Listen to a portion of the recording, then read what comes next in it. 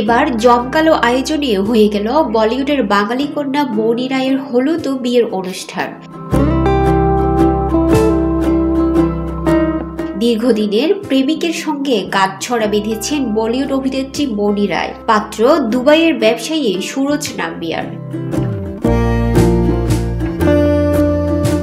বুধবার গায়ে হলুদ ও মেহেদি অনুষ্ঠানে অসংখ্য তারকা উপস্থিত ছিলেন। নাগিন খ্যাত এই অভিনেত্রীর ফ্যান পেজ ও তার বন্ধুরা মৌনি সুরজ জুটির গায়ে হলুদের ছবি শেয়ার করেছে। ভাইরাল হয়েছে বিয়ের ছবিও। কিছু ছবি ও ভিডিও এরই মধ্যে সামাজিক যোগাযোগ মাধ্যমে ছড়িয়ে পড়েছে।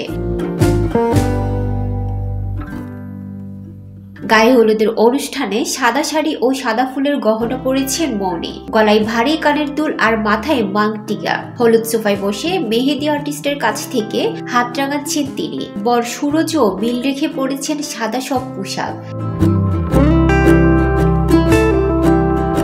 নিজেদের প্রেম বা বিয়ে নিয়ে কখনো কথা বলেননি মৌনি। ছোট পর্দা থেকে রূপালী পর্দায় ঝড় তুলেছেন বলিউডের বঙ্গকন্যা মৌনি রায়। গোল্ড ও মেড ইন চায়না সিনেমায় দারুণ পারফরমেন্স দিয়ে অগণিত দর্শকের মন জয় করেছেন তিনি।